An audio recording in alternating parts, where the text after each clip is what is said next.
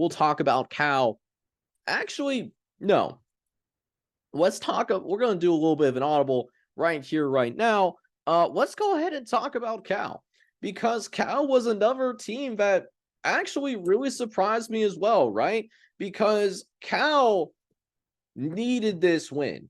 They came into this game 5-6. So Cal needed to win this game in order to get the postseason eligibility, to be bowl eligible. UCLA, on the other hand, just doing what they can to do what they want to do, and that's finish the year strong. UCLA was coming off of a big victory against USC. They beat their rivals 38-20, and at least for now, felt like it started to calm down the hot seat a little bit. Or at least that's what we thought. This is a tough way to end your regular season. UCLA will drop their third game in their last 4 weeks. That also includes a loss to Arizona State as well. Now, UCLA did not have the best luck with the quarterback issues. It's been up and down at the quarterback position. Now, UCLA does have a bright future at the quarterback in Dante Moore, 4-star kid out of Detroit, Michigan. He started right away, 1,600 yards, 11 touchdowns, 9 interceptions. Going to be his final regular season stats. His QBR is 119th in the country. That's barely good enough to be a starting quarterback at the FBS level, let alone group of 5. So, for all intents and purposes, Dante Moore really was a liability in this ball game, or at least throughout the course of the season. And the Pac-12 has been a difficult conference to navigate. We've seen that in the most recent top 25 matchups, going even back to Washington State. That game went back when Washington State was ranked. It wasn't because of Dante Moore. He had 1 touchdown, 2 interceptions. The loss to Oregon State, 1 touchdown, 3 picks. In this game against Cal, with the lights bright, 23 for 38, 266, only threw 1 touchdown, threw multiple picks. So this was a guy that struggled to take care of the football, and that was a difference and a big reason why Cal was not only able to win, but they were also able to win very convincingly as well. Cal was outgained in this game. UCLA actually had more passing yards or more total yards than what this California Bears squad did. It was 380 to 302. Cal was outgained. They had less first downs as well. Turnovers was a difference. Now, it was a sloppy game. Don't get me wrong. Very sloppy, but UCLA was even sloppier. The Bruins had 4 turnovers on the day, whereas Cal only had 2. Not a perfect game by any means for the California Bears, but Cal did not shoot themselves in the foot as much as UCLA did. And that's all you needed to do. That's all that you got to go and get done, is do exactly that. So, great win for Cal, none of the less, for the California Bears.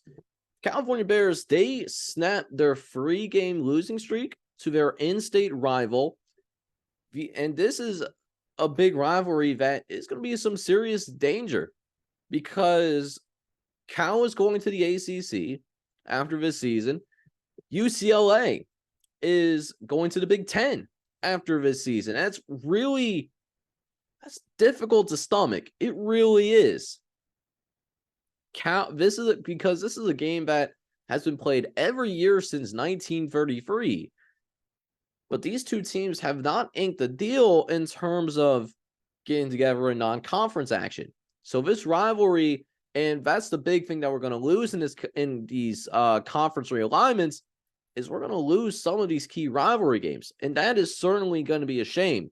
You really do hate to see it. But Cal, they do break their 3-game losing streak against their rivals in UCLA. And if it's the last one that they'll have in a while, at least Cal gets the last laugh. And again, Cal gets the opportunity to be bowl eligible. And we talked about this against Independent in the Texas recap, because Cal's going bowling. So right now they are projected to go to that Independence Bowl as well. We talked about that Texas Tech team, and Cal is a team that is on the rise and peaking at the right time here a little bit. Texas Tech, though, is a different story. So I would not be surprised if we end up seeing Cal win in that Independence Bowl, if that is how it shakes out, because Cal is currently riding a 3-game winning streak.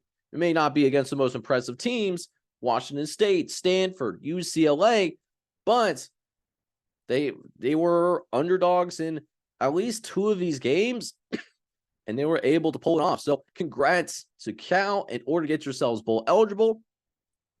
But UCLA, you still have a constellation prize as well, even if though you have lost 3 of your last 4 games, because UCLA also will get the opportunity to compete in a bowl game this year as well. Ironically, and this is crazy that CBS highlighted it this way. So UCLA, according to CBS Sports, they are currently projected to go to Los Angeles. UCLA is in Los Angeles, so this will be a de facto home game in the sense that they don't even have to travel all that much. I imagine that this site would be at like SoFi Stadium, something along those lines. They would play against UNLV, who's been a success story, a Cinderella out in the Mountain West. UCLA should be favored to win. Don't know if they actually win that game. It just depends on the motivation of that team. And even in this rivalry game, UCLA didn't look all that motivated. They were never in the lead at any point in the game. And tough showing for UCLA here. They score 1 touchdown and that's it. And you simply can't do that when you're nearly a 10-point favorite. Just a bad showing here for sure for the UCLA Bruins.